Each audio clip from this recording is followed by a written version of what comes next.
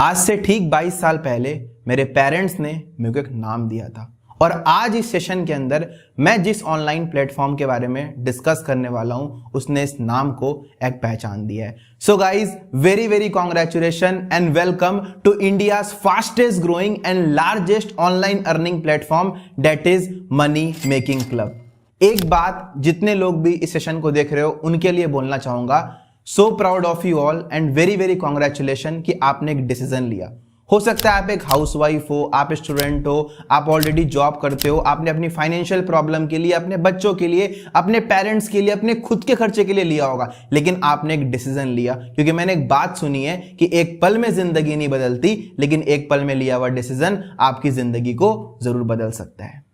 So guys, सबसे पहली चीज तो बिल्कुल कंफर्टेबल हो जाओ, ठीक है। हर चीज समझेंगे, अच्छे से समझेंगे, तब जाकर आगे बढ़ेंगे। क्योंकि एक बात बताऊं, एक दिन मैं भी आपके तरह वहां पर बैठा हुआ था और ऐसे ही एक मीटिंग को देख रहा था। वहां से यहां तक का सफर कैसे हुआ, क्या हुआ, हर एक चीज डिस्कस करूंगा।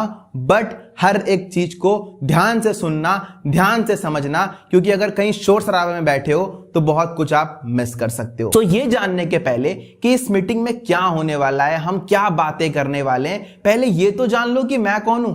क्योंकि आपके जगह पर अगर मैं रहता तो मेरा एक क्वेश्चन होता कि अगर सामने वाला पर्सन जो बैठा है आके मेरे को आके बता रहा है कि भाई आपको ये करना चाहिए, वो करना चाहिए, तो भाई तू कौन है, तूने लाइफ में क्या किया है, राइट। सो बिल्कुल मैं आपको जरूर बताऊंगा। सो दिस साइड अंकित अग्रवाल, झारखंड के एक बहुत छोटे टाउन पाकुड़ से बिलोंग करता हूं। आप में से कई लोग जानते भी होंगे झारखंड एंड कई लोग नहीं भी जानते होंगे। अगर मैं आपको बताऊं अपनी जर्नी के बारे में, तो ये सब की शुरुआत होती है जब मैं क्लास 8 में था।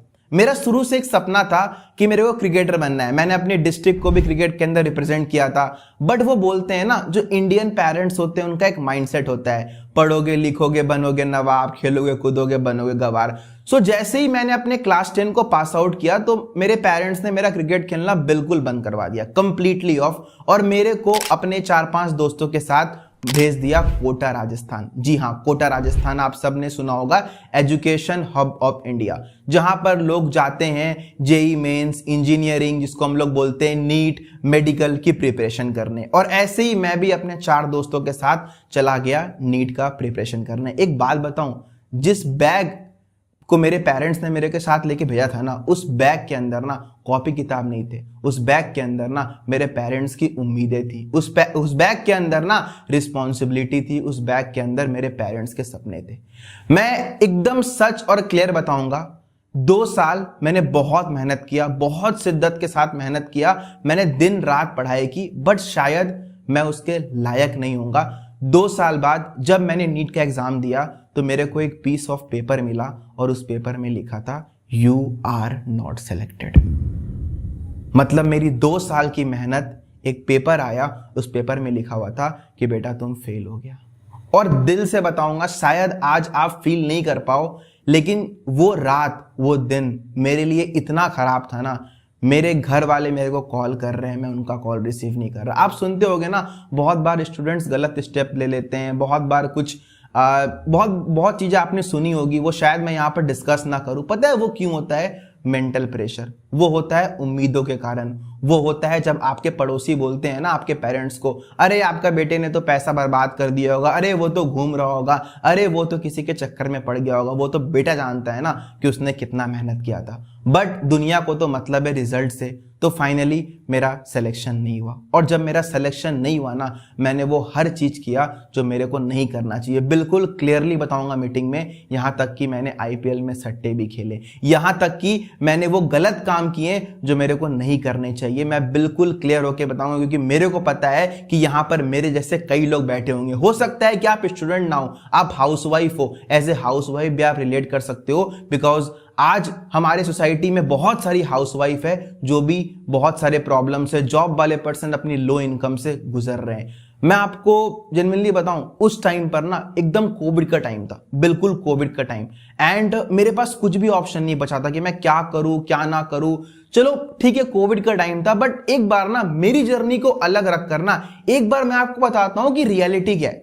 अगर मैंने नीट का एग्जाम दिया तो आपको पता तो हो कि रियलिटी क्या है। क्या ये बंदा सच बोल भी रहा है? क्या ये बंदा बस ऐसे ही बस बोलता जा रहा है। तो अगर मैं आपको बताऊं रियलिटी की, तो जो नीट एंट्रेंस एग्जाम होता है उसमें पूरे इंडिया से 25 लाख बच्चे अपेयर करते हैं, 25 लाख, और सिलेक्शन कितना का होता है, सिर्फ और सिर्फ 60,000 गवर्नमेंट सीट है।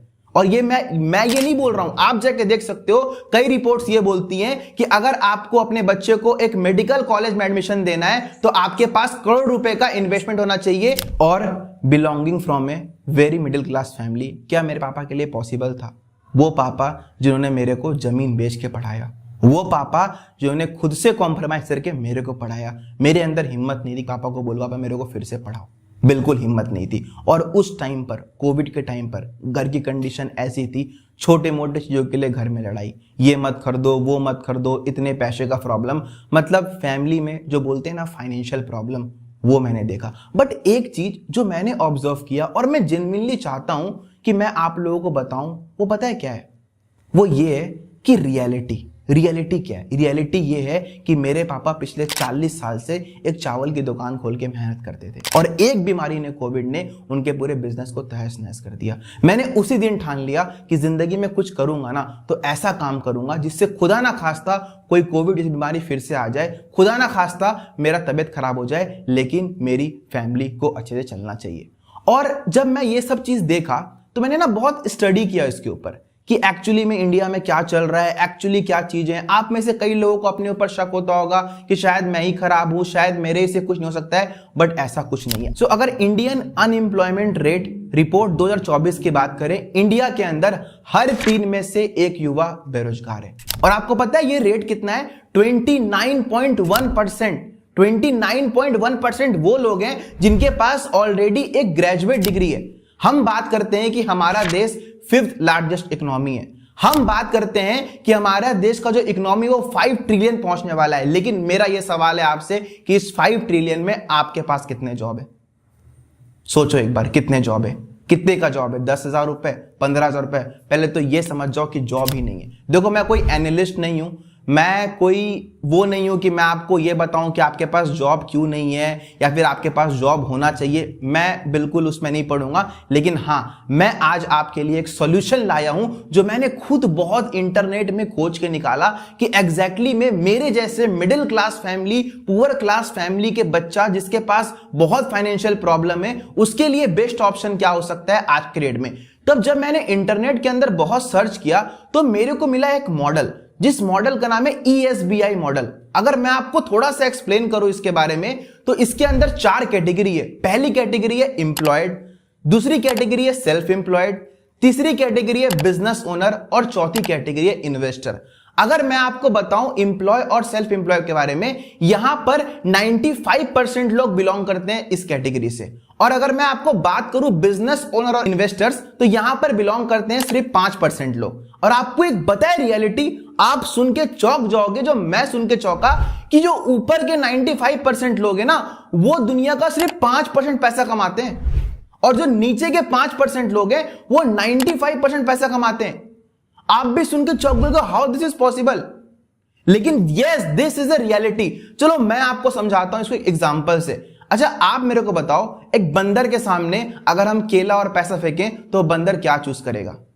ऑब्वियस बात है, केला। चलो इसको समझते हैं एक वीडियो के माध्यम से। चाइना के फेमस बिजनेसमैन जैक मा कहते हैं कि बंदर के सामने जब आप केला और पैसा दोनों ऑफर करेंगे तो बंदर उस पैसे को ना लेके केले को लेगा, क्योंकि बंदर को नहीं पता कि उस पैसे से वो बहुत सारे केले ले सकता है। इसी तरीके से लोगों के सामने जब बिजनेस और जॉब ऑफर किया जाता है तो 95% लोग जॉब लेना पसंद करेंगे, क्योंकि उन लोगों को नहीं पता कि जितना वो जॉब करके पूरी जिंदगी में कमाएंगे उतना बिजनेस करके वो 5 साल में कमा सकते हैं। और यही वजह है कि दुनिया में 95% लोगों के पास 5% पैसा है और 5% लोगों के पास दुनिया का 95% पैसा है। अगर बात समझ आई है तो अपने दिमाग पे जोर डाल के एक बार जरूर सोचो। आपने इससे क्या समझा?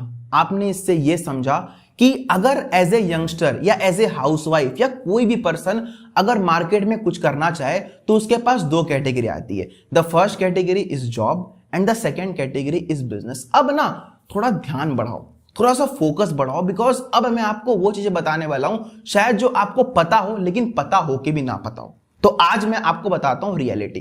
देखो बिल्कुल समझेंगे अच्छे से दोनों के एडवांटेज डिसएडवांटेज। सबसे पहले आते हैं जॉब पे। एक सिंपल सी बात, अगर आपको जॉब करना है आपके पास स्किल्स और डिग्री होनी चाहिए। अगर आपके पास स्किल्स और डिग्री नहीं है तो आप लाइन में भी खड़े नहीं हो सकते हो। साफ और सिंपल बात है। दूसरी चीज, जॉब के अंदर आप किसी के लिए काम करते हो। क्या बोला मैंने? किसी के लिए काम करते हो। चलो अच्छा, आप में से कई लोग जब सुनते होंगे कि अरे हमारे रिलेटिव जो है उनका बेटा तो गूगल में जॉब कर रहा है, हमारे जो रिलेटिव है उनका बेटा तो माइक्रोसॉफ्ट में जॉब कर रहा है, तो उनकी सैलरी तो बहुत होगी या वो तो बहुत सिक्योर होंगे, बहुत अच्छा होगा। तो चलो बात करता हूं रियलिटी की। अगर बात करो रियलिटी की तो पिछले कुछ सालों के अंदर माइक्रोसॉफ्ट ने 10,000 लोगों को निकाला है। गूगल की बात करो, गूगल ने करीब 12,000 लोगों को फायर किया है। तो एक बात बोलूं, जॉब के अंदर जो मेरे को सबसे बड़ी प्रॉब्लम देखी ना, वो देखी कि एक सिक्योरिटी नहीं है। कभी भी कुछ भी हो सकता है। कोविड देख लो ना, कोविड में 70% लोगों ने अपना जॉब खो दिया। और बहुत सारी चीजें हैं जो आपको जॉब के अंदर कहीं ना कहीं प्रॉब्लम देती है। आपके पास टाइम फ्रीडम नहीं होता, आप बाउंडेड होते हो, आपके ऊपर एक बॉन्ड होता है कि आपको इतने दिन करना ही है। बट यहीं पर अगर मैं बात करूं एक बिजनेस की, तो मैं ऐसा नहीं बोलूंगा कि बिजनेस करना बहुत आसान होता है, लेकिन हां, बिजनेस के अंदर जो मेन चीज होती है वो होता है टाइम फ्रीडम। आपके पास एक टाइम फ्रीडम होता है। दूसरी चीज, आप अपने खुद के लिए काम करते हो, आप अपने खुद के मालिक होते हो। लेकिन चलो थोड़ा सा ना इस बिजनेस को भी थोड़ा सा और एलेबोरेट करते हैं, क्योंकि मैं एक बात बताऊं, जब मैं 16 साल का था और मैंने अपने फादर को बोला पापा मेरे को बिजनेस करना है, पता है मेरे फादर ने क्या बोला था? बेटा बिजनेस करेगा, तेरे को पता है बिजनेस के अंदर तेरे को अगर लाखों रुपए कमाने, तेरे को करोड़ रुपए लगाने पड़ते हैं, और तेरे को हजारों रुपए कमाने हैं तो तेरे को लाखों रुपए लगाने पड़ते हैं। मेरे को भी पता है, मैं एक मिडिल पुअर क्लास फैमिली से हूं, शायद आप भी होगे, आपके लिए इतने पैसे नहीं है। और ये प्रॉब्लम आती है जब हम एक ऑफलाइन बिजनेस करते हैं। यस, बिजनेस की दो कैटेगरी है, the first is offline business and the second is online business. मेरे एक दोस्त हैं, उनका नाम राजेश है। कुछ दिन पहले उन्होंने एक फोन की शॉप ओपन की। उस शॉप का उनको पड़ा 10 लाख रुपया, और जो भी उन्होंने उसके अंदर फोन्स वगैरह रखे उनको पड़ा 15 लाख रुपया। लगभग उन्होंने 25 लाख का इन्वेस्टमेंट किया एक मोबाइल शॉप के अंदर, तब जाकर वो महीने के 35-40 हजार रुपया कमा रहे हैं। अगर मैं आपको छोटे से भी बिजनेस की बात करूं, तो मान लो एक ऑटो ड्राइवर भी है, तो वो ऑटो ड्राइवर भी कम से कम 2 लाख रुपए का ऑटो खरीदता है, तब वो जाकर महीने का 5-6 हजार रुपया कमाता है। तो ये प्रॉब्लम होती है जो आपको ऑफलाइन बिजनेस के अंदर आती है।